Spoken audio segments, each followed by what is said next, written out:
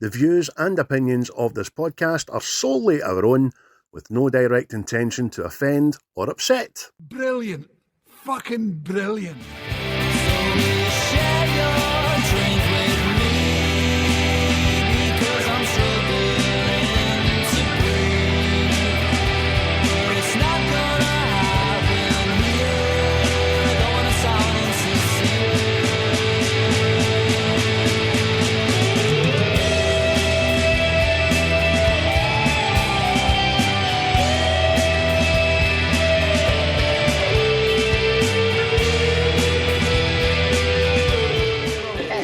Thank you, Spider. Hey, Spider, that fucking bandage on your foot is bigger than your fucking head, you know that? Come on, you mean? Spider. Thank you, Jimmy. Next thing you know, he's gonna be coming in one of these fucking walkers. Like chest on guns. Even though you got that, you could dance, huh? Give us a couple of fucking steps here, Spider. You fucking bullshitter, you. Tell the truth, you're looking for sympathy. Is that it, sweetie? Why don't you go fuck yourself, Tommy?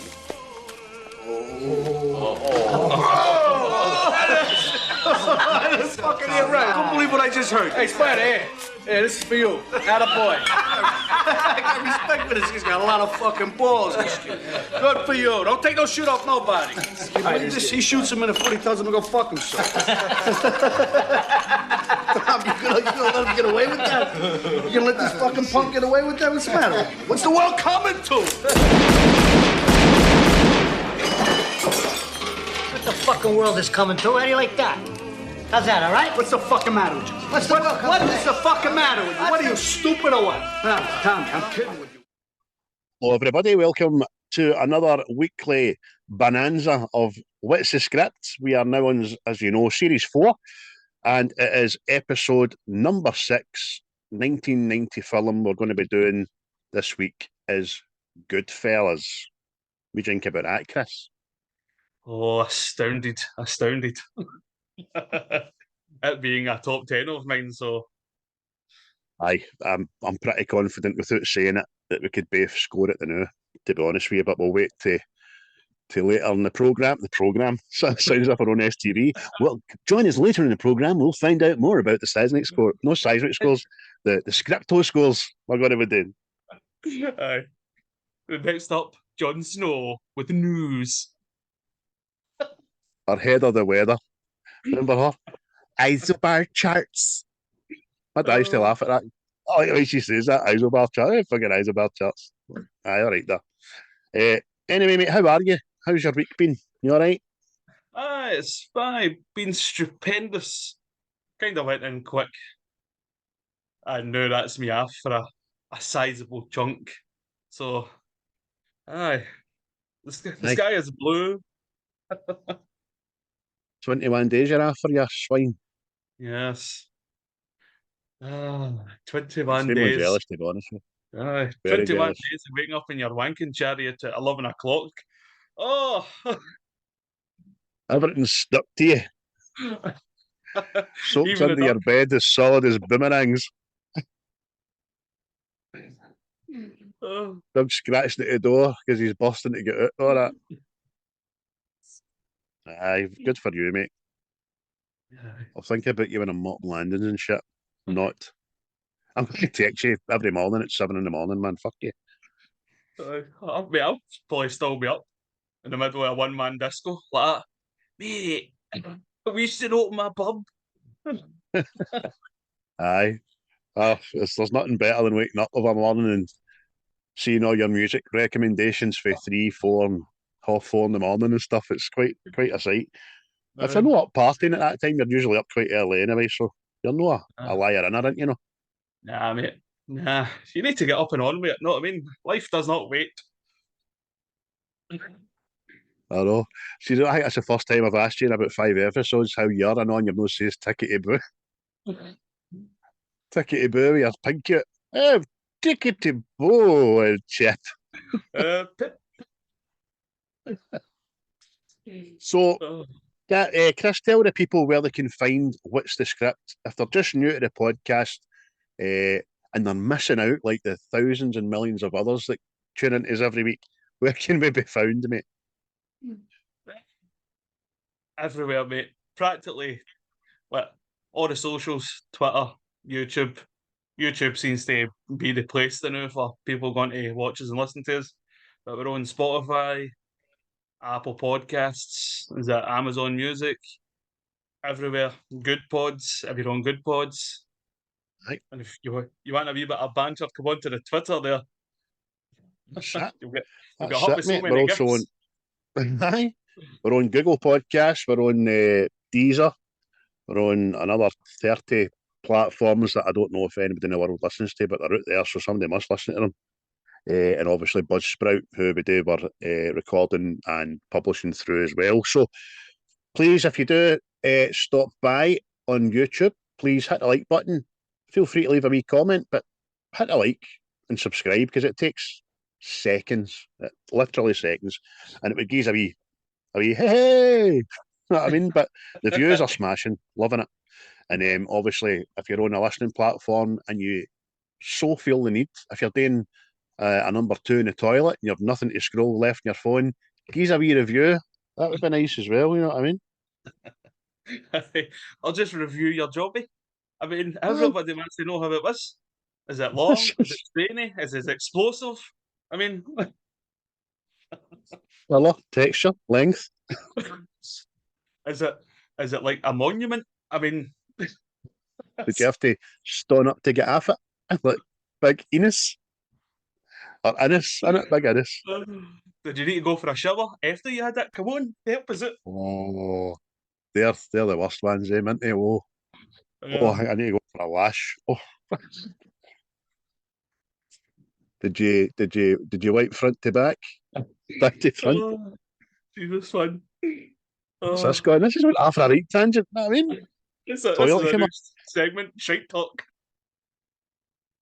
It's quite apt, actually, mate.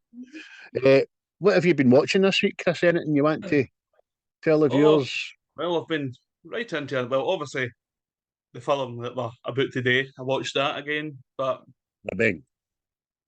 I've watched away see Aquaman, Aye, sure you did. Fallen Kingdom or Missing Kingdom or something like that. It was so. It wasn't bad, wasn't brilliant, but it's. I think I text you or not. It didn't really feel like a superhero film. Just it felt like Standalone kind of fantasy thing. a like fantasy sci-fi thing. Know what I mean? So It's probably not a bad thing, that was it.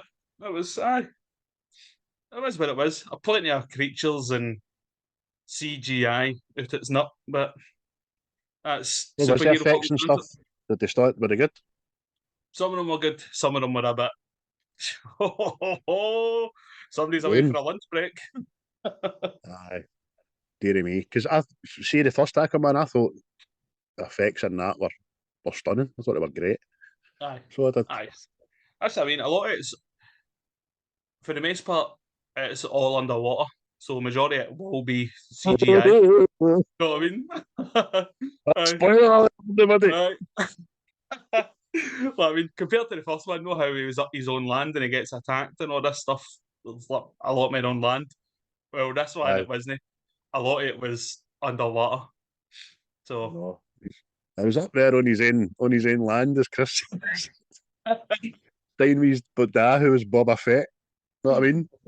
And his mom's fucking Tom Cruise's ex. I liked the first one. I did. Till I seen Dolph Lundgren's hair under the water waving about.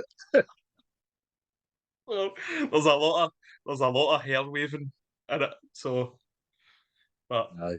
um, Never noticed aye. as well about how seahorses are portrayed to make the same noise as land horses. Is that all? But don't get it. Seahorses in the sea going.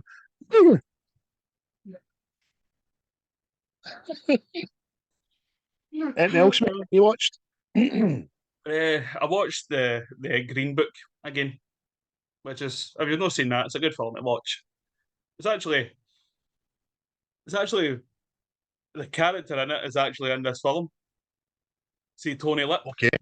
It's actually him. He used to be a bouncer, and it's about him driving a black musician to do a tour down south. It's a good film. Watch it. You'll enjoy it. See when you says black gear, I was because you paused. I was waiting on you saying taxi or limo, and you went black singer. Oh, that wasn't my first guess, but there you go. That was good. So I was going to say piano player, but he's a musician. So Right. Green it's Book. good. I've watched that one. And I can watch it on it. Is it streaming? I think it may be on Prime. I'm sure I watched it on Prime. I'll have a wee look for that. I don't know anything about it. But if you generally if you say it's worth a watch, I generally enjoy it. Unless it's They Live. It's Viggo Mortensen and is it Marshall Wally? Is that his name? So it's good. Aye. Good cast in it. Good story. So you would have liked it, you won't like it, but I liked it. So I don't know as films usually go. Aye. I don't know if I mentioned last week. Did I mention about Echo? But I watched that. Aye. Did I? Again, well, I want to mention it again to tell people not to watch it because it's thoroughly shite. It's the biggest. I think I'm in your camp now, mate. I'm just going to stop doing it to myself and tuning in to anything that fucking Marvel put on as a mini series or a standalone series or anything because see, unless it's going to have Chris Hemsworth or Robert Downey Jr. or Chris Evans in it, I'm just no fucking interested because it was garbage, man. Aye. Even the first episode, the fight with Daredevil, which was meant to be a follow on for the fight that was seen in Hawkeye, but Daredevil's fighting and he's got fucking baggy trousers on. Combat trousers. I was kidding. That's just put me right off right away. Daredevil's streamlined, mate. Know what I mean? So I don't watch that again, people. It's utter garbage. Exactly. But I've no tuned into anything. So I've started watching Star Trek Voyager for the start. I like that. I like a good bit of old Star Trek. So that was 1995. Jesus Christ, man. But odds up, good stories, good bit of crack, good bit of transporter action and all that jazz. There's always a wee alien wanting something off you. Tell you, good stuff. Plus, we're going to get 7 of 9 in it shortly. Like that. Another big eyepiece. Brilliant. I know, but that's about it, mate. Telly's been shite, so I've not been watching much else. So moving swiftly on, mate. As we said at the start, GoodFellas, 1990. Again, 1990 doesn't sound long ago to me. And then I just did the math and realised it's 34 years old. Aye. It's Is that all but? It's a long, long time ago. I was 12. You were 12? I was 12, mate, aye. I remember my dad getting this film. Well, my mum and my dad getting this film out of, it wasn't a Blockbuster at the time, it was called Azad Video. That seemed to be the Glaswegian staple for video shops. It was actually the shop that Tommy for Trainspotting stands outside in Partick. That's where we got it for. Oh. Anyway, and this film, every time I watch this film, it reminds me of my dad, who's already watched it, but it's not got to get back to the video shop for another day. But he's made a point of getting me in and going like, come on, watch this with me as if this is a movie, son. This is your rite of passage as a man. You need to watch this shit. So it always reminds me of my dad, man. That's but 34-year-old, mate. 1990. Jesus, Glasgow was a year of culture. Year of culture. 1990, Glasgow. Christ, they couldn't do that now. It's like a fucking shanty town, man. It really is. When's the first time you seen it, mate? Aye, I think I would have been but a young sprog myself. But I can't exactly put it down when I did watch it. But again, it might have been a Channel 5 number. You know what I mean? Because it was another film. It was the darling of Channel 5. And the advertisement was always, see the scene with Robert De Niro when he's smoking the fag at the bar. That was it. You'd tune in at 9 o'clock for Goodfellas and it would show you that bit, know what I mean? But aye, that's the longest stare. When the person is staring, it's already left the building 5 minutes ago, innit? Still Fucking do you in, mate. Oh, superb, man. But like you, this is, I've already said, it's in my top 10, and this started an unhealthy obsession with the Italian mafia for me. You love your mafioso, don't you? Aye, watched documentaries, read books, the films and all this, watched interviews, listened to podcasts. And I mean, it was inevitable for me to start watching The Sopranos, you know what I mean? And actually, Can you say that, mate? Because there's about 90% cast to the Sopranos in this movie, innit? I think we're aye, just missing James Gandolfini and the two kids. aye, genuinely, mate, everybody else is. And it's, see, The Sopranos and this, I think the reason I like this so much is because I see a lot of this in The Sopranos. Aye. You know what I mean? I would suggest that there's been some great mafia related movies since this, right? And before it, probably. But there's nothing touched it yet for me for this one. Aye, because it's just, see with some mafia films, you get it's all the glitz and glamour and all that. That's all you get. It, you know what I mean? Whereas this kind of it shows you the attraction of it all, what they get everybody in, what you get hoodwinked into, and then it's showing you the opposite side of it, that every day is a graft. Because there's at times at this, it's like they're up in the morning and they're out at night, and it's no fun. It's all work. You know what I mean? Time in the house is time no earning, sort of thing. See, it's all work, mate. It's if it was just kind of if it was work I could get away with, I'd be fucking right in about it. I'll tell you, lorries full of cigarettes, and all that would do me. Well, saying But that, see, you'd have been about back then. Would you think you would have been in the mafia? if they'd have let me, Aye, aye, what else was going to be? Henry's Dad. Know what I mean? aye. But I suppose that's what I'm of the day, and I suppose that's probably what I would have been. Henry's Dad, out working 40 to 70 hours a week, taking home skint. Which is the way everybody's feeling the pinch now, so we're not going to get into that. It's a whole new ballgame. So, Martin Scorsese, mate, as a director, I don't think we need to tell anybody about the vast body of work the man has. Great, and it is pure Aye. Scorsese, isn't it? Aye. Oh, mate, the guy's a genius. Again, what I said to you this morning, I watched the special features thing again, and talking about the Robert De Niro, see the bar scene.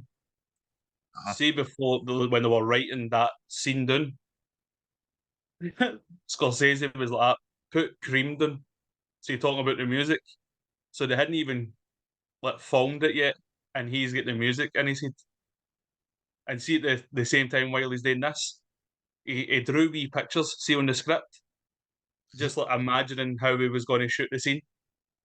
And you're like, ah, he's there the now. He's already seen it before it's actually been wrote. It's amazing, man. Amazing. It's good. That's like a visionary, isn't it? Just I can only put it towards my time with bands in the studio, how I want the other instruments to hear and all that kind of stuff. But you know what you want, but you just need other people to play it out and put it together. The guy's immense, man. There was no winner. Warner Brothers gave him the paltry sum of 25 million. I see. I was kind of see when I was looking at that as well. That the budget for it, right, and what they go out at, because apparently it's a big issue. So when you're doing like a time period that eats up a lot of the budget with the cars and the wardrobe and all that stuff like that. So I was actually kind of surprised it was only 25 million and what you get out of it. So I was more surprised with what it brought in. I thought this was up there. That is fair stuff, aye. Obviously, I wouldn't have been able to go and see it, but I don't remember seeing it at a cinema and stuff like that, or as high profile. I don't remember a lot of furor around advertising campaign and stuff. I just think it's one of the ones I said, once it went to video, people were like, that's just, whoa, you know what I mean? Brilliant. Because, as you say, mate, 25 million budget, and it made back globally 47.1, which was less than double. And in terms of everything else about it, it just about broke even, I suppose, with advertising and all that kind of stuff. But I, like you, mate, I thought the exact same thing about the budget, with the wardrobes, makeup, sets, cars, everything. Aye. I And just the wages, I know. exactly, mate. That's what I was like. I'm just going, that doesn't make sense to me. And then again, when we're talking about, this is how, see, nowadays when we get shite like, oh, it didn't test well with audiences, see, test audiences, I'm calling bullshit on that and honour. That's like fucking, because see this, people walked out 15 minutes into the film and you're like that. Oh, it was too violent, and you're going, it's a film about the fucking mafia. What the fuck did you think it was going to be? What? Fucking hell, man. Oh, I went to see Superman, but I had to go out there because he flies and I've got vertigo. Oh, no. Sorry. And I mean, you go to the stage where like Warner Brothers were getting nervous about it, and then they're trying to take the violence at it, and you're going, what the fuck are you talking about? Like, that's how test audiences see now. I'm not even listening to that statement when it comes out. It didn't test well. I don't care anymore. I know, because see, even now as well, some films don't even get released now that have been made not because of the test audience scores, or they get back and they get rewritten, reshot and all that. You're like, fuck off. Just happen out the way it was meant to. See, this is the other thing that vexes me greatly about the money it took in. It was based on a true story, and it was big fucking news in America, wasn't it, at the time? Henry Hill. Aye, mega. Because I think this was like a deep insight in the actual, like, the workings of the mafia. Know what I mean? Because I don't think there was like as much as a fleshed. I think people had a rough idea of what was going on, but they didn't know to the extent and this telltale sort of thing. Because like even when he's describing like Pauly's position in the mafia, like it was protection for wise guys, and that's what the FBI couldn't work out. Know what I mean? So you're like that. I got to give it to Ray Liotta, because a lot of his stuff on this movie is narration, and he narrates it still as a character beautifully, man. It's great. And like you say, he highlights the glitz, the glamour, the benefits, but as the film goes on, it doesn't come without its risks, because every day you've got to expect that you're just going to be whacked. Aye, because even a lot of Henry Hill said in interviews himself, he's like, it wasn't all glitz and glamour. He's like, see, every day I was shiting myself, thinking, is this the day I go? And I think that's what's good about this, because it shows that, like, the whole thing you're told about the mafia, like, oh, we're all pals, we're all brothers, we all look out for one another, and we all stick together. And then you just see, and soon it comes to money, it's outright greed, and the next day you're in the grun, sort of thing. Brilliant, man. Aye, they're all great. They're all brothers. They all love one another. But it's that person that will do you in. You know what I mean? The person that loves you and hugs you and kisses you, over the person that sticks a bullet in the back of your head. Aye. I just think it's amazing, like, because it shows you, like, see when it's like the family scenes and all that, they're all together, they're all pals. And then, like, see, just take in the wedding, for instance. Everybody at this wedding, they're all invited, they're all pals. Oh, why, how you doing, and all that. And then see in the film, people at the same wedding are killing the other people at the wedding. You know what I mean? You're like that. You're a snaky bastard. Aye. Here's a wee something to get you started. See, imagine getting all the wee red envelopes, man. That'd be brilliant, man. It really would. So, for anybody that's no privy to the movie, I would suggest you definitely go and watch it. But the synopsis is Henry Hill grows up idolising mobsters in his impoverished neighbourhood. Things take a turn for the worse, though, when along with his friends Jimmy and Tommy, they decide to make their way up the mob hierarchy. That's a very narrow kind of synopsis of what this movie's about. It's start to finish, just amazing, the story. Even the young Henry plays a great part, doesn't he? That boy. Aye. Like I says, mate, there's no criticism in this film for me, apart from one particular bit, but I think we'll get to that. All right, okay. But I think there would be any criticisms for you. I mean, looking back at some of the goofs, the only things that I can see are wrong with this film, which I never knew about until I read it, is that Martin Scorsese got some of the timing of things out of sync.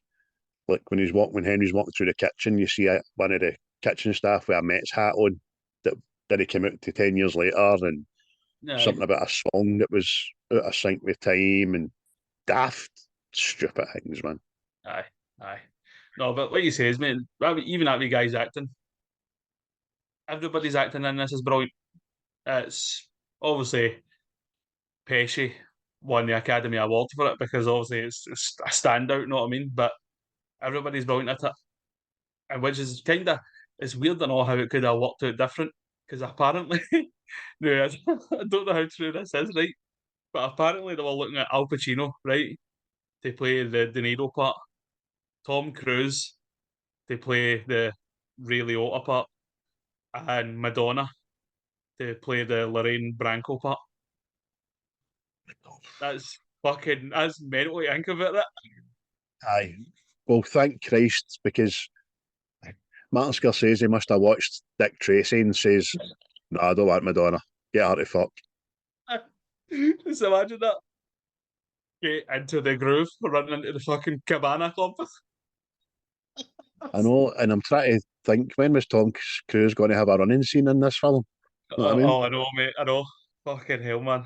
Well, it could have ran as a wee boy at the start when he blows up the taxis. That would have been it. Yeah. I could definitely see Pacino as Jimmy, Aye. because they're much a muchness, De Niro and Pacino, I would say. Aye. But that's the only one that made sense to me. But the other two, I was like, what the fuck are you talking about, man? It's just. That's it. That's the same year that Joe Pesci was in Home Alone. You know what I mean? It's made over it.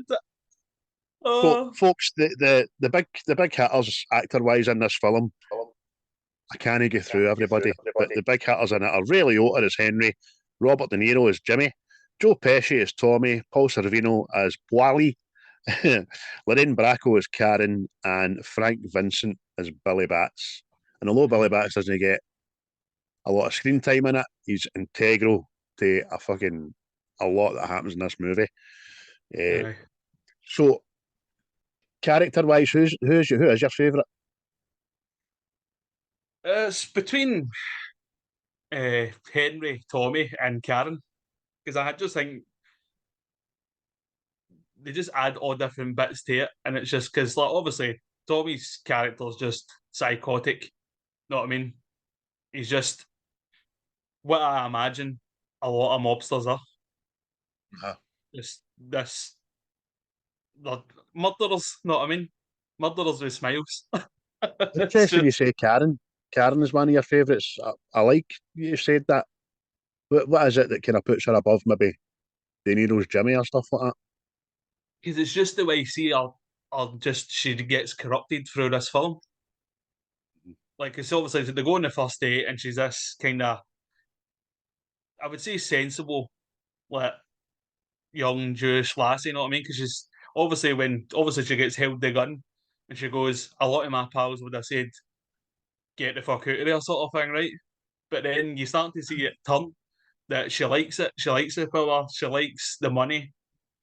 And then obviously, see as the end of the film comes, she's like a mad, strung out, junkie, like, kind of woman. But see that day where it's all the wives all get together, she sits there and she goes, I couldn't live like they fucking mad bastards. And then see as the film goes on, that's what she becomes.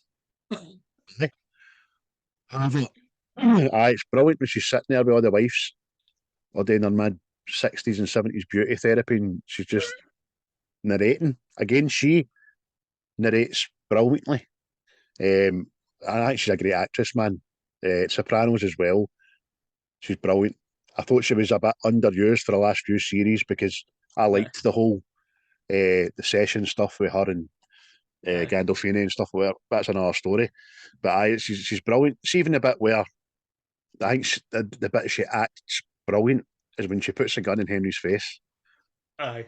and then obviously Henry gets her down the deck, and the two of them act brilliantly in that. By the way, the two of them, because he's pressing the muzzle right into her napper, and I should fucking kill you, and then he leaves her just lying, Aye. and her skirt's up and all that, and she's just greeting and I'm sorry.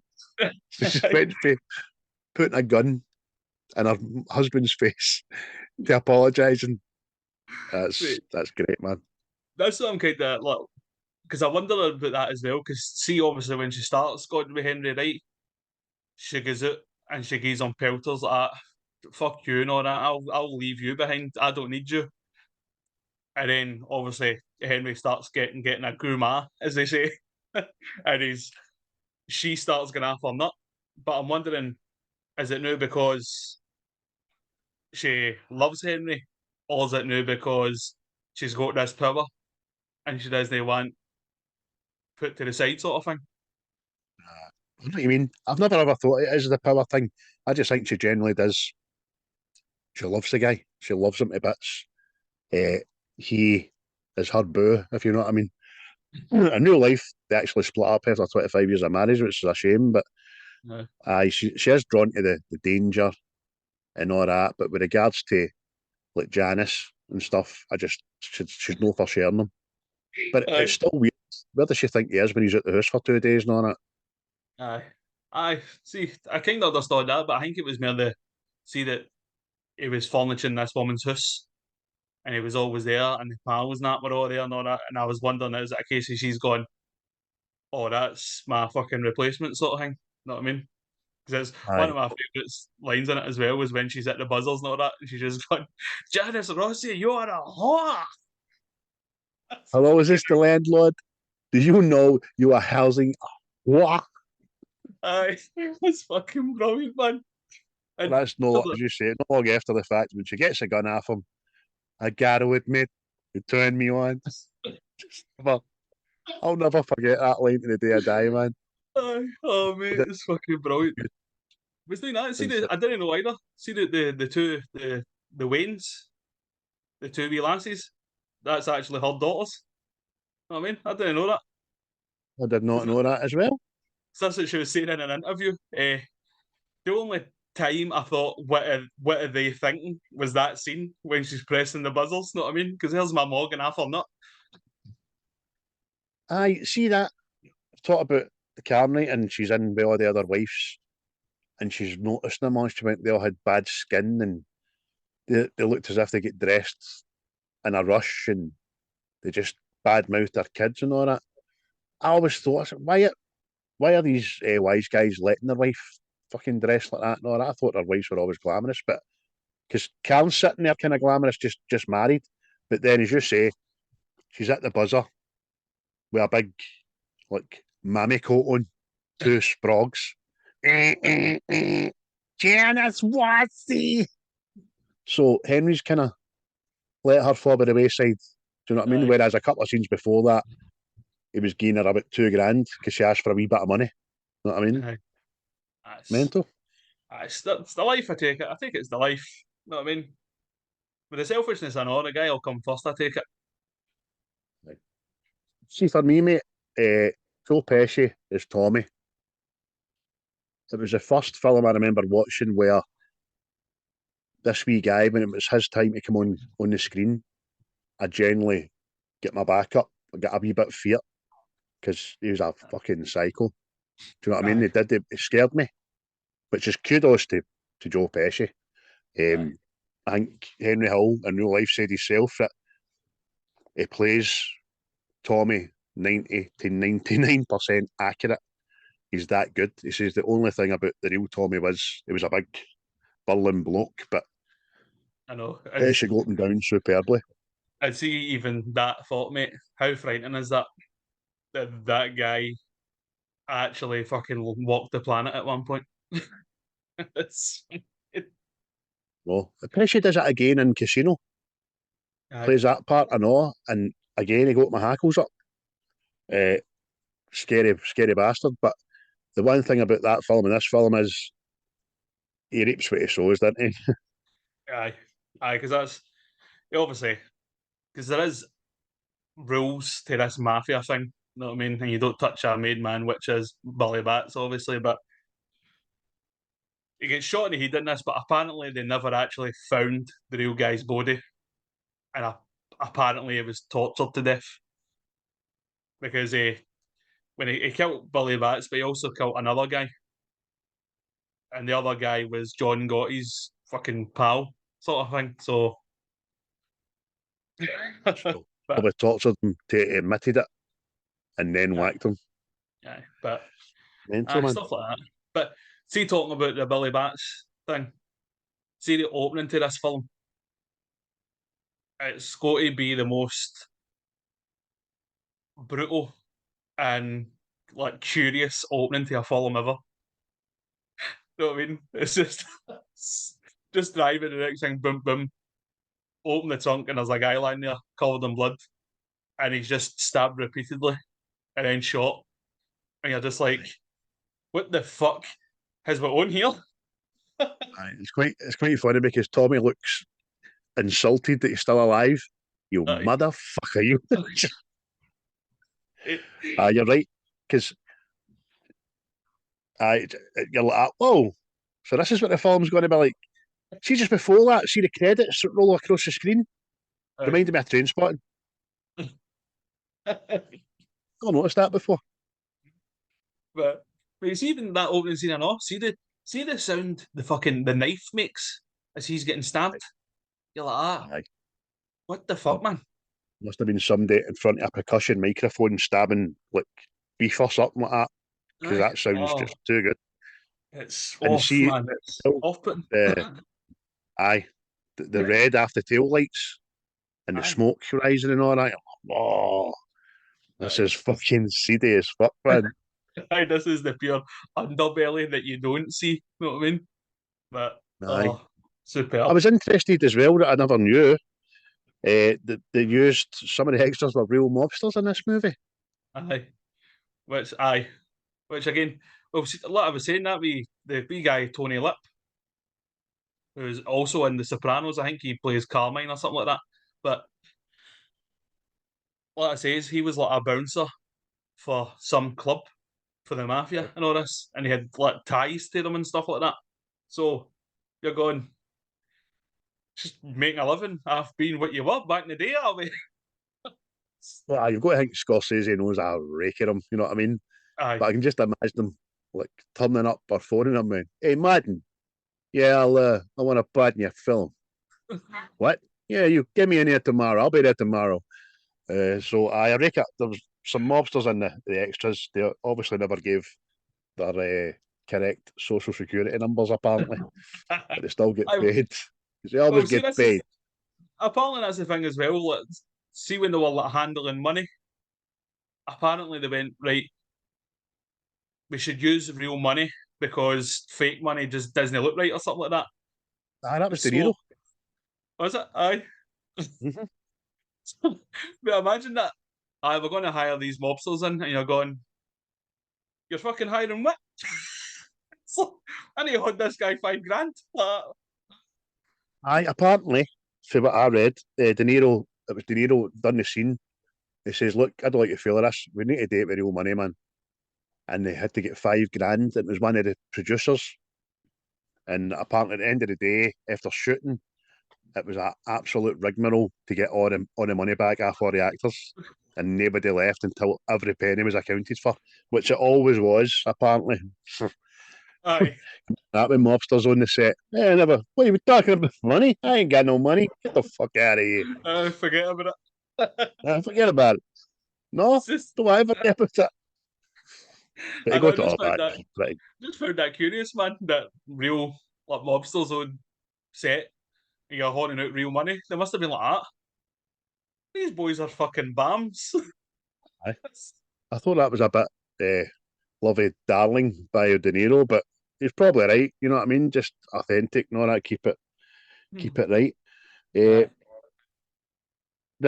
What's your favourite couple of your favourite scenes, mate? There's a fucking rake to pick for, obviously.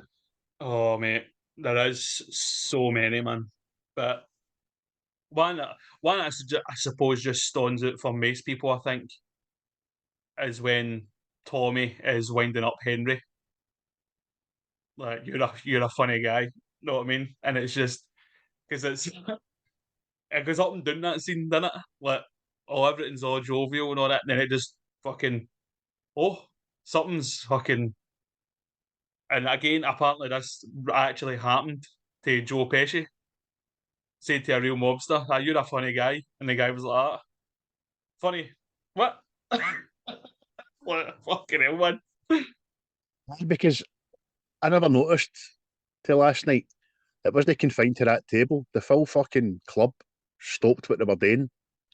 I don't know why I never noticed it before. Obviously, because we're looking at this through different eyes, but I just seen the tables behind them. Just what the fuck? It's kicking off here. Aye. It's amazing. It's a great And scene. again, see watching like the special features thing today, I know. See a lot around that. It's because like the whole like funny how like a clown and stuff wasn't actually scripted. It was like kind of they ad libbed it between them, and then it was wrote into the script. But Right. they didn't tell any of the other actors round about them. So let's see their reactions when they all start feeling uncomfortable and looking away and all that. It's like genuine reactions. You know what I mean? It's fucking. You can imagine Scorsese sitting in the chair, just getting fucking a semi, going like that. It is, man, because it's you feel uncomfortable yourself. You know what I mean? You feel like Henry, and you're like, what the fuck happened? You know what I mean? And you're just going, is this guy that fucking mental that he just switches? You know what I mean? But funny, man. You know, it's weird, I know, because in the back of your head is Henry and Tommy were introduced as kids. They might have been fucking best of pals together, but they're still that wee cunt still pushing the narrative. Know what I mean? Aye. And then you see Henry just doesn't know what else to say. What? Just he can't say anything else. Aye. Brilliant, man. But then again, see once it's done again, it goes right back to because I think but see, obviously they go, you're kidding me on you wee dick and all that, and it's you might fold under questioning and all this, and you're going, oh, it's all Rosie in the garden again, right? And then the wee manager comes there, and you think, all right, he's back to being reasonable again. Fucking he's only carrying on. Then the next thing he scuds him where he'd be a bottle, and you're just going, he's a fucking nutter. Aye. Do you know what? See him and Maury. I'm not going to no ask for your money. Just going to no ask for it. Just going to read the room. This wee guy is a mental case bastard. Don't ask him. And then with Jimmy, I know, with Maury, he's fucking always, how are you, Jimmy? You're beautiful. Where's my money? Where's my money? You're like, fuck on, shut up, son. No, mate. You've got to think, but see, back in the day, because obviously stuff like that did happen. I don't know how you can approach these guys and try and chance your money back at them. You know what I mean? Because you just know they're mad assassins. It's crazy. Especially how, we'll get to it about how Jimmy turns into the Joker. You know what I mean? Just Aye. gets all the shares. Aye. But aye, that would be the standout scene for me. The other one, I think, is just brilliant, and then fun out mad about it, what makes it even better for me now is see when they go to Tommy's man's house Uh-huh. to get a shovel, and the next thing she's there making them dinner, and they're all having a laugh. You know what I mean? And this poor bastard's in the trunk of the motor, lying bleeding out. You know what I mean? And then she whips out this picture and like De Niro's joking like, "That looks like somebody we know," and they're all like, "Oh, so it does," and he's just out there. Aye, it's always like that. Fucking. Oh. No, it is. Look, the hair, the beard, everything. See in that kitchen as well. Nobody knows that's Martin Scorsese's real mother, isn't it? He's put in Aye. a few films, obviously, and it's her Aye. own painting as well. Aye. And that's the whole thing. It's like she's not getting any lines. Know what I mean? See everything she says, she's saying herself, and they're just acting run it. And I think it was just brilliant. Know what I mean? Shut up, you're always talking. Obviously sounds better in Italian. Yeah, it sounds better in Italian. And again, like, even like see when you see like De Niro, see when he's having his dinner, and he takes up the tomato sauce and he does that and puts it on the dinner. Apparently, he used to phone Henry Hill and ask what the real guy would do. Like, so see when he held his fag, how did he hold his fag? How did he put his like tomato sauce and all that? And that's the way he done it. So it was just seeing mad details like that. You're going, that's fucking like I didn't know that until I started watching all that stuff and reading all that, and it's just brilliant, man. It's just Pure amazing. attention to It's detail. amazing the level of intricacy that De Niro actors like that do that, but didn't they Aye. want to know fucking they live and breathe the part and sometimes go off set and still wear the same clothes and act. Do you know what I mean? Aye. Just to stay in the mindset. Don't be wrong, if I've ever seen an Italian putting ketchup on fucking spaghetti and sauce, I'd knock them fucking out. I think an Italian would, I know, but just love tomatoes, eh? Tomatoes. Can't get enough of those tomatoes. See that? It's a great scene as well, mate. You're right. But even at that bit, there's a Tommy gives fucking Henry a look Aye. because his mum asks, "What's wrong? You're not eating. You're quiet." And she's talking to Henry, and Tommy's like that, just looking at him. Fucking better pair cup here. You know what I mean? Better talk to my mum.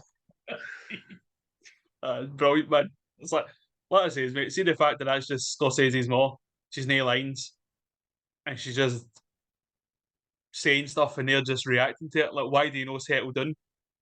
Know what I mean, because you see her doing it. See when she goes like, "Why do you know settle down?" He's like, "Oh, I do settle down. I settle down every night, but then I come back to you," and she laughs, but she looks directly at the camera when she laughs. Like, oh, what's he like? No, I guess Charles Scorsese's in it and all, Vinny. Is that his dad or his uncle or his brother or something?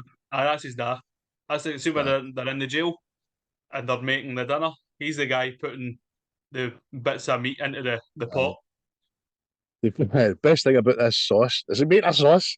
Best thing about this sauce is you've got to have three kinds of meat. What? In a sauce? Meat. Veal, beef, and pork. Any bother. A bit of lamb in there, I know, just cause. No, I mean, love to go to that prison, man. Oh, but what about you, mate? Have you any standout scenes that you like? I've got some standout scenes, mate. Obviously, the Billy Bats one's great. It's a tension builder as well because it all starts off.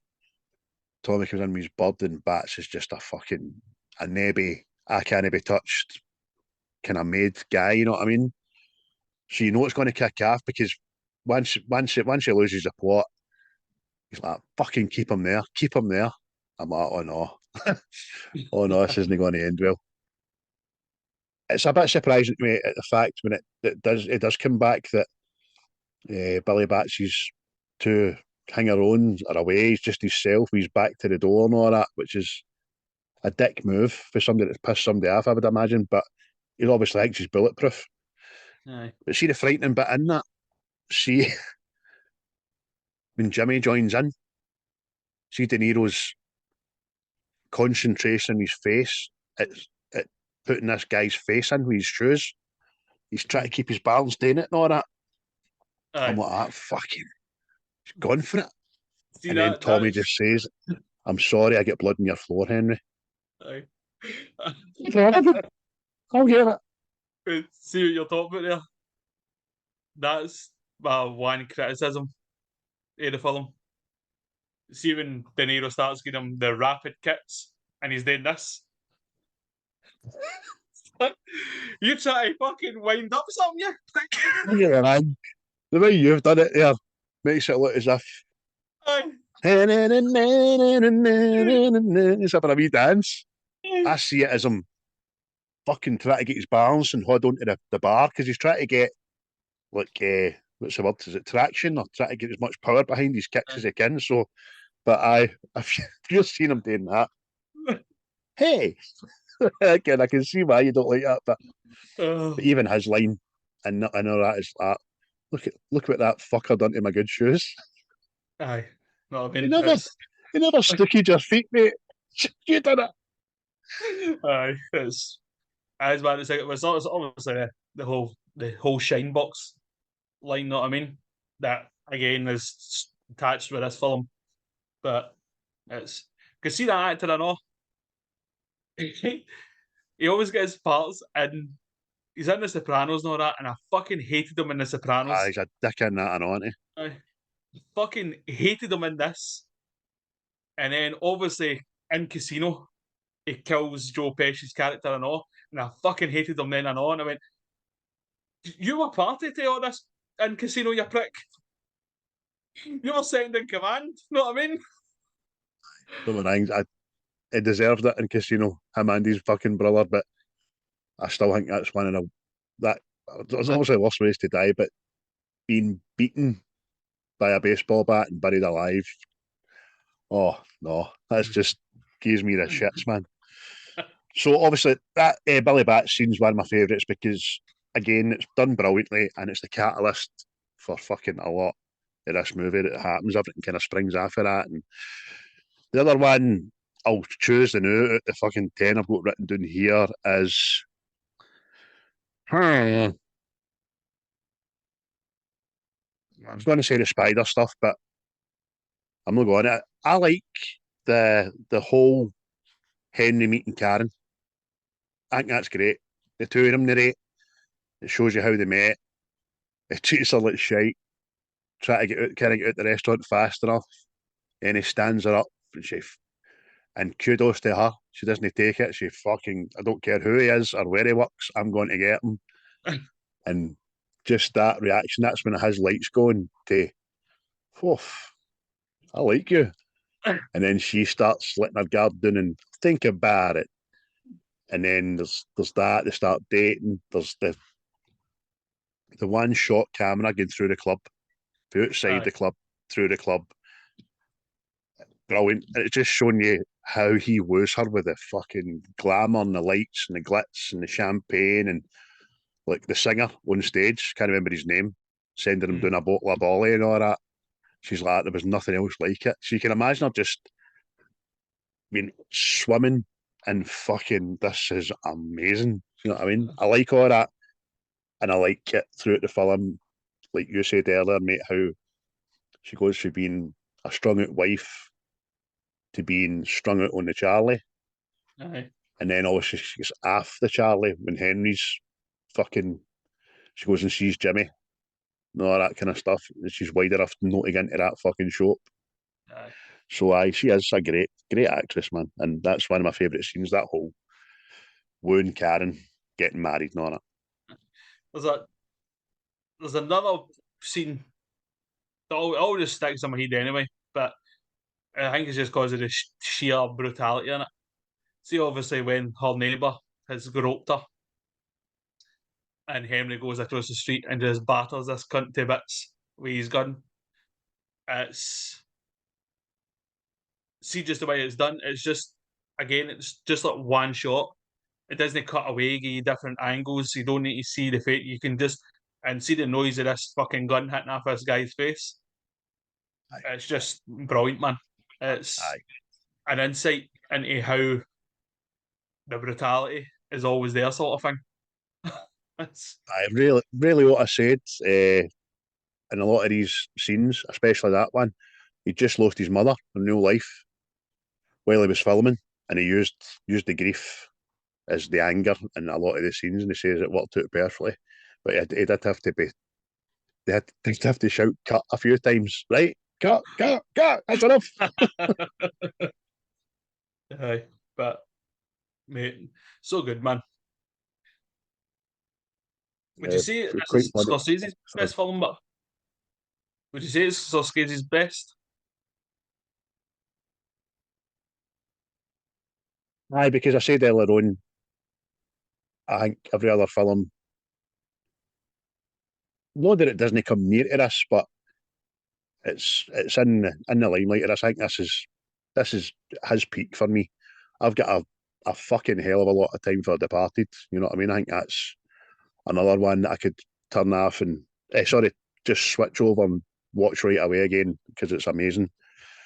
Other ones, I'm not sure if Scorsese's made a bad film, to be honest with you. I've not seen the is it Flower Moon one you better see? Recent one. Not seen that yet. What would you say? What's up there? Is this your favourite? This is definitely it, mate. Aye, because mate, see when I first got this on DVD, this never left my PlayStation for months on end, man. It was like, see you all get in at night and you were like turn on the PlayStation and it would come up the wee logo, GoodFellas, like fuck it, let's go again. Yeah. Wake up middle of the night and it's at the menu bit still playing and all that on. Look. Wait, so much so, right? I was going to say this to you, but the music through this is brilliant. It just seems to fit every scene perfectly. And so much so, I still listen to a lot of fucking music that's in this. Why not? Mate, Why not? Indeed, it's synonymous with the time of the movie, and it's exactly what they'd be listening to. Again, it's another great bit of directing. How the film kicks off with Billy Bats in the back of the car. Henry's little speech that everybody knows ever since I was young. I always wanted to be a gangster, and then Tony Bennett, innit? Although I go from rags to riches. Maybe that's what Robert De Niro was dancing to. Haunt my weave. But wait, it's so much so. Let's see. Obviously, the Donovan song Atlantis, right? And I find that hilarious now. See that I still listen to that song, right? And it is pure folky, like hippie movement music, right? And it's attached to this very violent scene.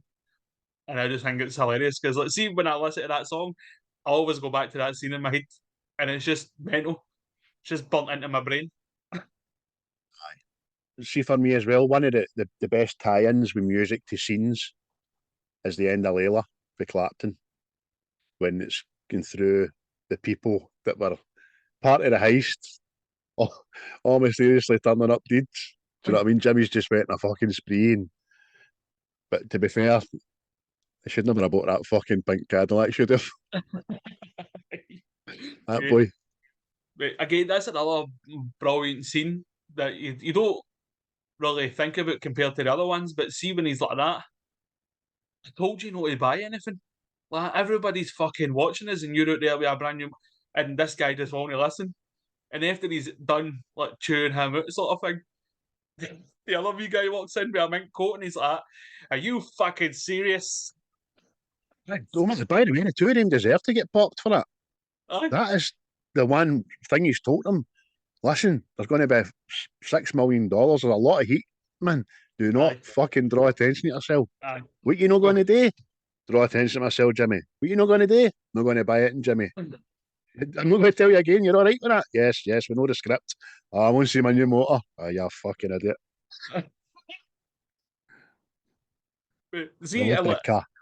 See, in today's money, what they stole, I think it works at like 26 million, 27 million pound of dollars. It's fucking mental to think about, man. And again, see what I was saying at the start of this, it shows you like the greed will like trump like friendship in this. He just starts bumping people off. And I don't know if it's down to like the greed or the paranoia that these people are going to bring him down. I can allude to the paranoia, but again, greed's got to be a big factor in it. And like Wolf of Wall Street, like other films where it's money orientated and power, and when do these people just obviously never have enough money? They, don't know if you sit down one day and go, I've got fucking, look at your bank statement, you've got, for talk's sake, 20 million in your bank. Well, I'm all right, don't need anything else there. But that's just not how these people at the top of the tree think. I suppose in real life as well, it's more, isn't it? Aye. Well, this is what I'm saying. Their job is a 24/7 job. There's no retirement fund in the mafia, as far as I can tell. Aye. You know what I mean? See, It ends one of three ways: like jail, murder, or murdered again. Or no, sorry, informant. Could be informant. aye, true. It's quite funny. Now you were talking about how the one thing you don't like about is De Niro doing that.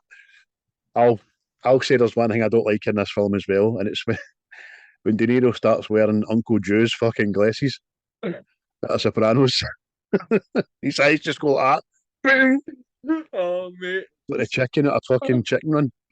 Oh, The wee mate, Scottish man. But, no. See, but as well, no, like, see, when I first started watching this, obviously when I first seen it, and obviously the first couple of viewings and stuff, I wanted them to get away with it.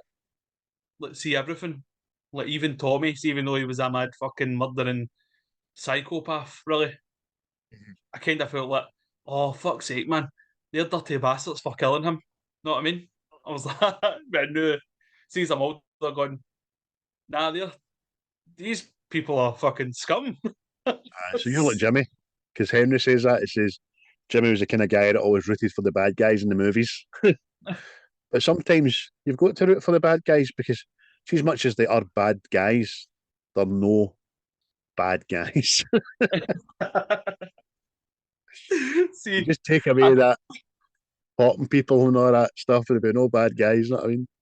see, this is where I kind of draw comparisons again with this and The Sopranos.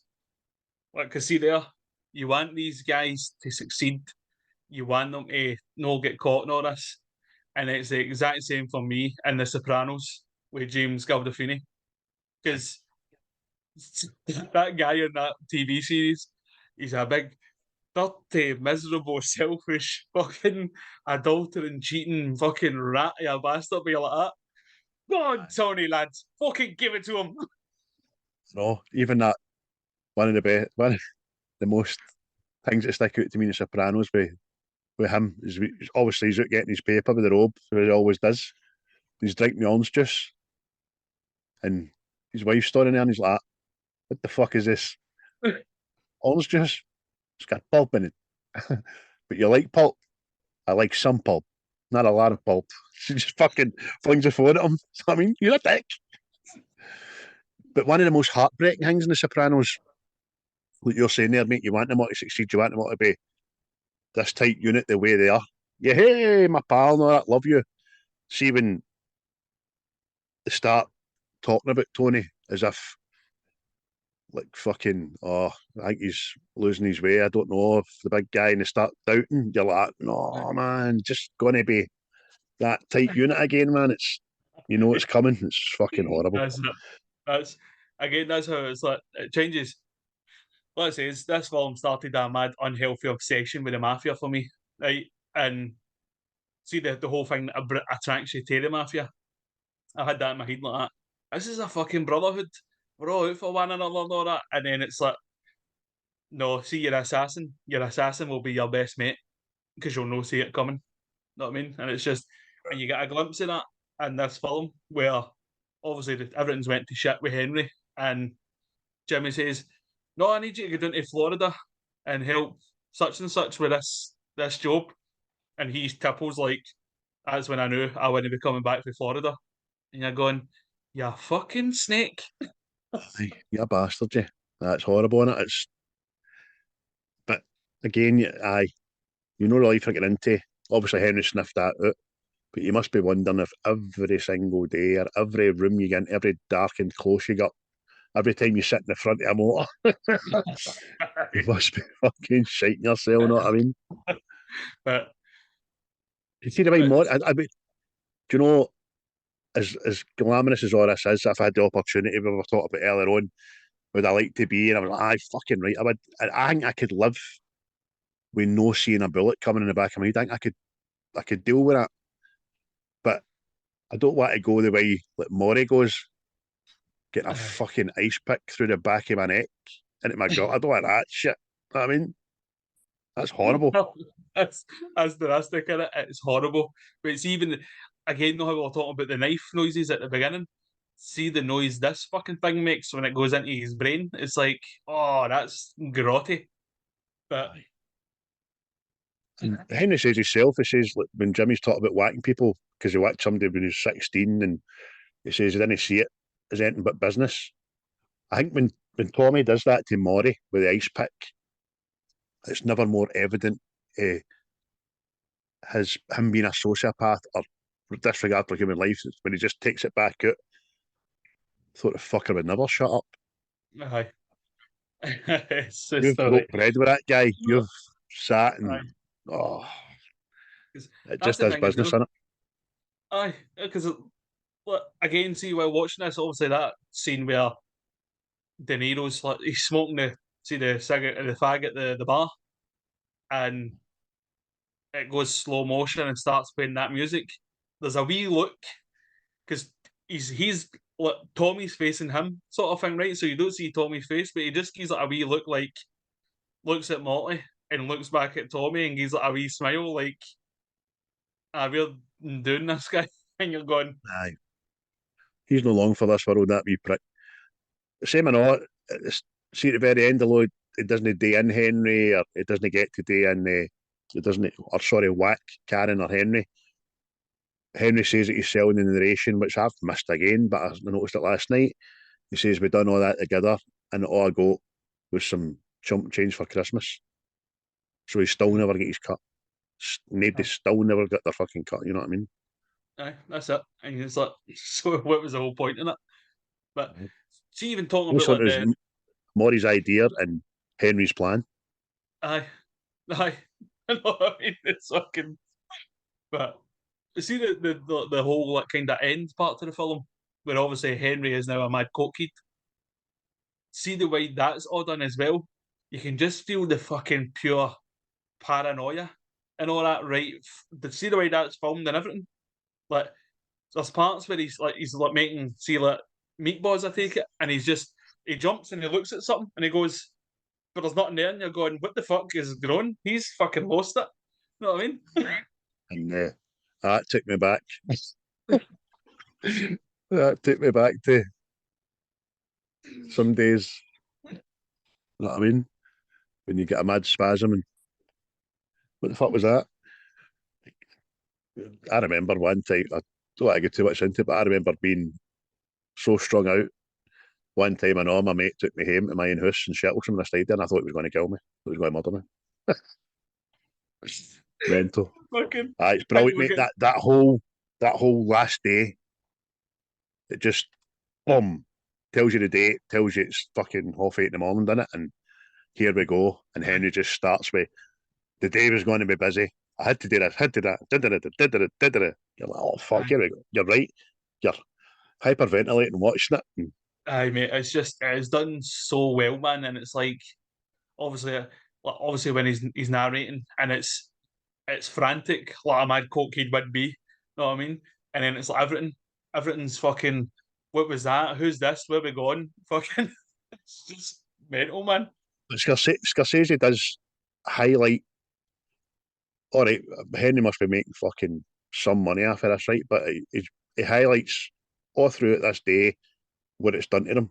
Henry's usually he's been immaculate all film, but he goes out with a kind of creased fucking open shirt on. His hair's all out of place. He's sweating. His eyes are fucking red. He even goes to Sandy's house. She's fucked and all on it. You know what I mean? She's just her hair's all out of place, and this is a riot. Calm, Aye. as you say, I know. She's when she goes with the guns, I need a hit. I'm like, Aye. fuck's sake. Aye, mate. It's like a pure come down into it. And again, it's like the way the film moves. It's like you start with nothing, you get all this power, all this glitz and glamour and all that, and then years doing it. Like a good thing doesn't last. Is the impression I got for it. Know what I mean? And it's Aye. just Well, you're always told don't get high in your own supply. So it's a mug's game, that. fucking That's- oh mate, and it's So, I mean because like even Karen as well. What I was saying, like how her like character arc kind of changes. Like for a decent, nice woman, she likes the power of the mob and all that, and then to the end where she's got no scruples.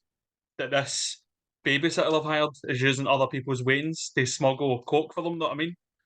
And it's just like normal life there, and I'm like, you fucking changed, Karen. You've changed. aye. Using Wayne's as mules, know what I mean?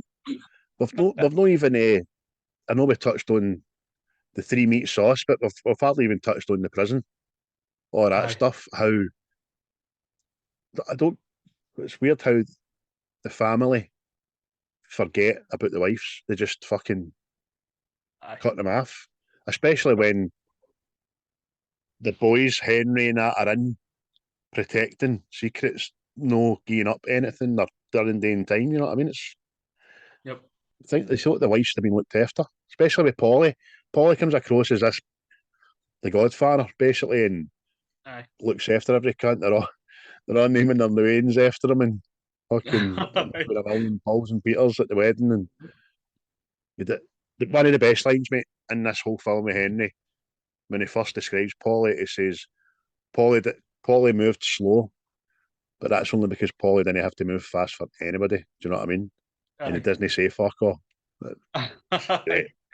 See, again, that was like another like thing I don't think you've seen in other mafia films. Like, see, when you go to jail, you're on your own. Nobody's looking out for you, sort of thing. So again, it's like, is this fucking thing all worth it? Know what I mean? It's like, because again, see, when I was like that daft fucking brain that you've got sometimes, like, oh, he stuck all his pals in, mate. He's a fucking rat. And then you're like that. I went to jail, and then his wife and his two wains were left to go and fucking lick moss off a rock or something, know what I mean? And then Fighting with deer at the side of the road. Yeah. know what I mean? And it's like you're like any money you make, you have to share with the family sort of thing. And you're like that, but when I go down for the family, it's fuck me. Know what I mean? Aye. It's What happened to the protection for Wiseguys? You know what I mean? aye. Because obviously Paulie gets his tribute, as it's called. You thought that would have got him some money in the bank for when he needed it, but hey ho, cut off, which is pretty weird. She's skint. She's living in a shanty house, man, but she's still got money to bring him in fucking Aye. expensive meats and cheeses and drugs and all that. That's it. Mental. That's the whole thing, man. And it's like, obviously, I've watched a lot more of this, right? Let's see documentaries and read books and all this shit. And I'm actually curious why Henry Hill didn't stick them in sooner. Because apparently, don't know how true it is, but apparently Big Pauly was having an affair with Karen when he was in the jail. And then the guy, Tommy, tried to rape her. Know what I mean? Something like that. Why the fuck would you come back out and go, hello, brother? Know what I mean? If he knew about it, I suppose maybe he didn't find that out until a bit into witness protection. But I watched a good documentary with the real Henry Hill a few years back. I'd actually like to watch it again because I don't remember much about it. It just kind of went over the same thing we've seen in the film. But you're right, mate. This was probably the first kind of fact-based mafia film after the God, because the Godfather didn't come for anybody real story kind of thing, and before the Godfather it was probably James Cagney and all that shit, all the black and white stuff with the Tommy guns, wasn't it? Aye. It was that Public Enemy and all that. It was brilliant. Oh, here, see? And I pumped your guts full of lead, see? Aye. Oh, but I mean, it's brilliant, man. It's like the rags to riches, then back to rags thing. It's just brilliant. Well done. Every character's brilliant. And it's showing you the ins and outs of stuff that you didn't like. Because even it was like Donnie Brasco and all that. You kind of you seen bits of it with like Al Pacino. Like Al Pacino he lives in just in this daft wee apartment and all that. But he was like a wee low level guy anyway. But I mean, because you're even talking about see the French money heist they done when they walk out of the airport with a suitcase full of money. Like I think that was like about 5 million or something. You know what I mean? In today's money. So you're going, how the fuck can these guys be walking out with like £5 million and all that, and then come the end of the film, he's get hee haw. You know I what I know mean? what to piss in. It's weird, but I suppose when you gain people $100 bills for opening doors, you know what I mean? I suppose it does go somewhere. And if you're paying for your fancy bits house and all furnishings, that really annoys me, man. See her like traipsing through the house, showing all her pals her ornaments and all that, and that's real crystal, and oh, this is from Swat, this is from fucking Damson's, and it was quite funny. But after he gets off of bed and Sandy's just backing off and bumps into the door, and all that kind of thing, that's pretty cool. We've not touched on, mate, Michael Imperioli. Yeah. Wee Spider. Again, I think that scene kind of reveals how bad these people are. You know what I mean? It's because technically that was Henry at the beginning of the film. Just taking the words right out my mouth, mate. It's fucking Exact same room. Aye. And it's just when you think these guys are all right and all that even the look after the rain sort of thing. And Tommy goes and does that because he's getting bammed up. You know what I mean? Aye. A bit of snash off a kid, and he just unloads on him. Just to get. But apparently, the thing I watched on YouTube and all, it was from a mafioso point of view, and it was why was it only Tommy that get whacked? And he says about how Tommy done the made man thing. He was a loose cannon. He was annoying businesses. He was a kind of blotch on the family. He was always getting complained about. Plus, he killed Spider, which was viewed as a kid. Do you know what I mean? You don't kill kids. And it was, I think he said, so why was Jimmy and Henry no whacked? And a lot of it had to be done, a lot of it was to do with the fact that they weren't pure Italian, the Irish blood in them for some reason. I don't know how that makes sense. And obviously, it says the mafia aren't stupid. Jimmy was their biggest earner. Do you know what I mean? And Henry had a brain to make Jimmy fucking make money. So they weren't that stupid. Plus, they thought by killing Tommy, they'd get the fucking message. Don't fuck about. You know what I mean? Aye, because again, I did often wonder that as well. Know what I mean? Going, all three of them are involved, so why is it just him? Know what I mean? But I've read other stuff. It's just a case of Tommy knew the rules, whereas the other guys probably didn't. But then again, if you'll run about with them, they would know the rules. So the question still stood. But if it's to serve as a warning, then makes sense. It's fucking brilliant, man. So, what else should we? Anything else you want to talk about, mate? The film? No, I think we've already. I was going to ask you if you have any favourite lines for the film, but Aye, well, the one I said about Henry talking about Pauly, about not having to move for anybody, I just think that encapsulates the power. Yeah, man. Look at this guy. Doesn't say much. Doesn't fucking have to. Everybody knows the score where Pauly's concerned. We've already said about ever since I can remember, what about a gangster. Aye. And then you've got your Billy Bats fucking signing his own death warrant, haven't you? Oh mate, it's just I've got one that's kind of good and one's just it's just stupid, but it just stuck in my mind because it was that funny. The first one was when Jimmy says to young Henry, "Don't rat on your friends and always keep your mouth shut." You know what I mean? Like after he comes out of court. But the other one is just gone. Going to go and get the papers. Get the papers. It's fucking brilliant, man. See, as well, do you know what I think? I need to find the guy's name again. Hold on a wee minute. What's the guy? the guy Eyes. What's his fucking mafia name? Mickey Eyes. Aye.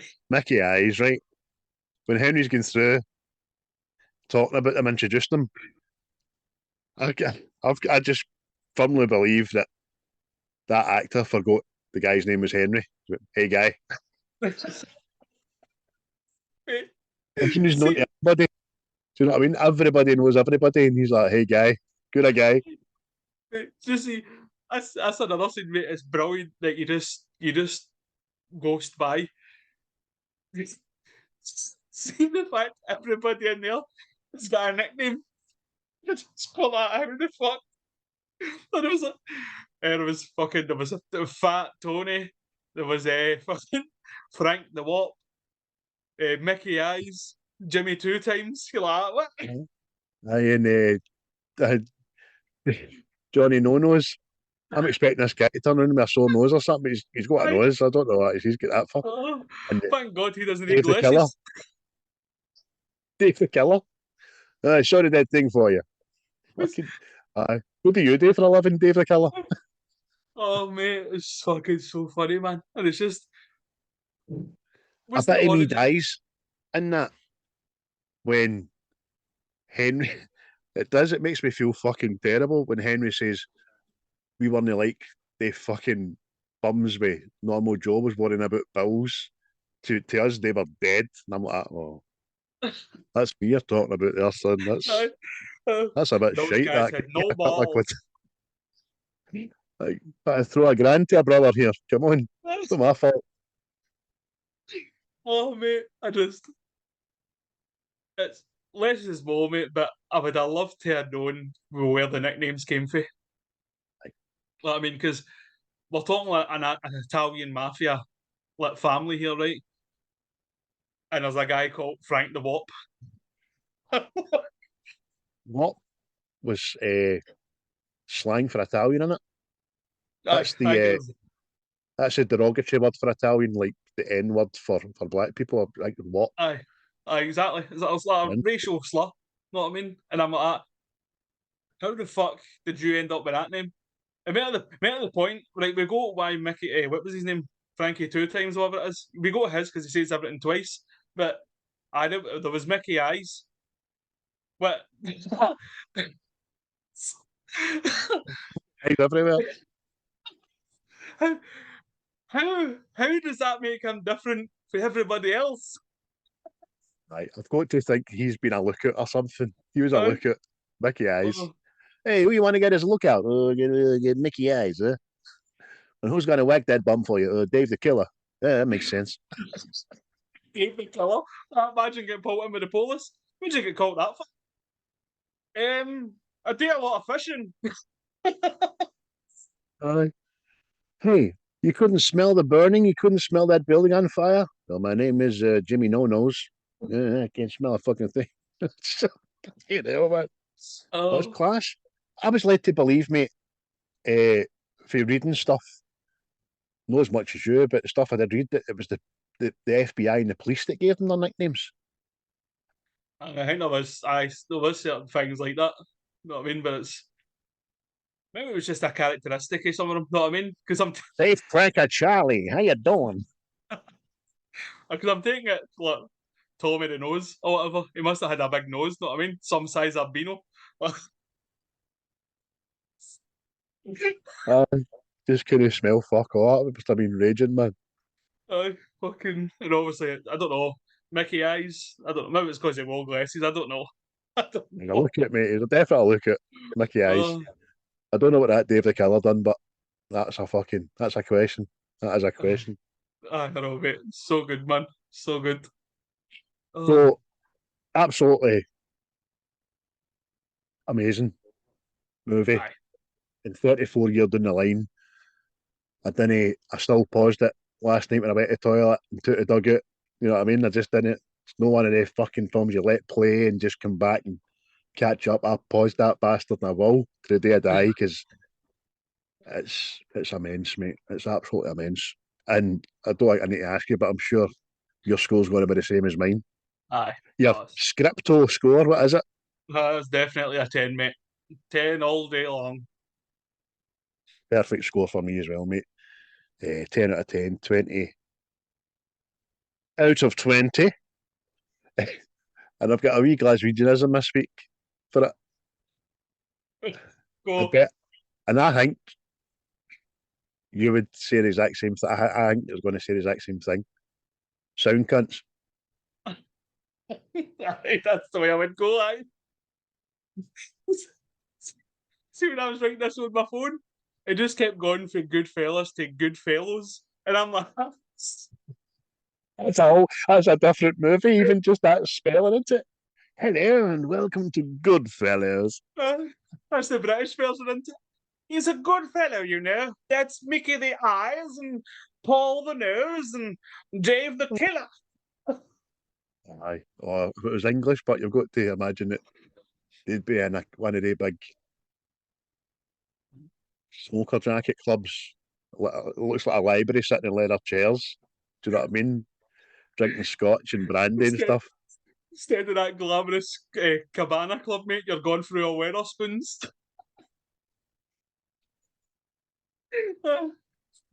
There's Peter the Carlin, and there's John the Skive. Aye. There's fucking Davy with a limp, Sniper's Nightmare. Fucking bobbing up and down. Anyway, welcome to GoodFellas. That is a fucking. You need to write that, mate. Are you and your pal still writing that film? No, Film by the wayside. Aye, mate, that was like Drunken Carry On, mate. They just went too far. There was a trailer and all that for it, mind. I remember you saying it was fucking great. I liked it. Aye. But I thought it was going to be one of these never-ending things that it's now like 5 years in the making and still adding bits to it and all that. No. I thought it had been a trilogy by now. Aye, that just went places, mate. That all came from a wee place on the Thames called the pumping station. And it just spiraled for there, mate. Oh, I know you put your own theme tune. I can't remember what it was. It was a song, but I still just think it is starting with the Mavericks theme tune. Pumping station. Bolton Hose. Oh, so there we go, folks. That was episode 6, series 4, 1990. The Goodfellas. There was no The Goodfellas, Craig. Fucking shut up. GoodFellas, Wiseguys, motherfuckers. We hope you enjoyed the pod this week. It looks and sounds 1,000 times better than last week's. Fucking tell you that. Sorry again for that. That was my fault. I was off location somewhere else. I can't tell you where I was. They were bad. Just don't want to tell you where I was. But there we go. What's your plans for the rest of the 3 weeks? Jesus, what's your plans for the day, mate? I don't know, mate. I'm looking outside. If the weather's any decent, I'll walk the dog and have a wash and then just fart about, see what it takes. Because I was looking at gigs and all that, but I'll see how about. Just gently slide yourself into your 3 weeks off. Just slide right in. I hate that when people say that. Just slide into my DMs. That's fucking hoaching, that. The way you just did that. Go on, slide into nothing, you bastard. Slug that you are. Aye. Sophie, slide at your DMs there. Oh, by the way, I've got what next film picked, and it's all based on the fact that you haven't seen it. Oh, I know what it is. It's The Thing, isn't it? That's it, mate. That's it. The Thing. And I've already got my Glaswegianism for it. What's that? The Thing, me, Bob. The doohickey. Aye, the doodah. Aye. So I take it it's the original, Kurt Russell. Aye, Kurt Russell. So, right. I know I dip into John Carpenter's world, mate. So, We dip in. yeah, we dip. We dip into something after his vast body of work. John Carpenter, or as it be called in Glasgow, John the Joiner, John the Chippy. But I was based on solely on the fact that you hadn't seen it, and again, it's in my top 10. So You rate it greatly. I notice a lot of people rate it greatly. It's another one of these cult classics. But I look forward to watching it, mate. I see what the hype's about. I will put my phone down and face down and watch it properly, and get the credit it's due, obviously. Put my up to this today. I'm going to edit this, get it out, get the wings for school, who've already demanded what they want for dinner. They want Mr. Man. They call McDonald's a Mr. Man because the very first McDonald's ever had Mr. Men in them. So there we go. But Robert, no, he wants popcorn chicken. He's got to be different. Swine. But apart from that, I might have a wee tipple tonight. Oh, that could be on the books because it does look rather shitty outside. The sky has went from black to fucking dark grey. Clouds getting together, mate. Remember I told you about all the clouds getting together, forming a pack. Planning a downfall. We're getting snow next week, apart or the week after. I know. Aye, just in time for me taking holidays. There's usually some form of fucking bam pottery comes for the weather when I take my holidays. You know what I mean? And then you're stuck in the house like an inmate. I shouldn't, but lying in your bed, fucking snoring outside. No, one of the best things, don't hear it as much here, but when I was a wee boy, I used to stay in Anderson at the scheme and that. If you're lying in your bed and it's windy outside, you can hear a can rattling about. Always a can rattling about, isn't there? That's one thing you'll always get in a scheme. A can rattling about the wind. You would have hated the fucking West when it was just tumbleweed flat. Oh, you don't get a sound after that. I used to, it was windy and all that, I liked the can rattling about, but we'll side up a close, and the thing that used to frighten me was the wind coming up the close. It used to chap their letterbox. Oh, didn't like that. And it whistled through the keyhole, went, oh, there's a ghost chap the door. Hated it, man. Fucking Scooby-Doo villain there. Oh. Aye, had to hide under my quilt and put on my wet and my Walkman so I couldn't hear it. That's how far back I roll, mate. Popped in, sold out. He would swear by his love for money. What would wet be called if they won the wet? Soaking, drip and sodden. Oh, dry. Oh, you never told me you wanted an opposite. Oh, I know that bombshell of a joke. If they were in a porno, they'd be called moist.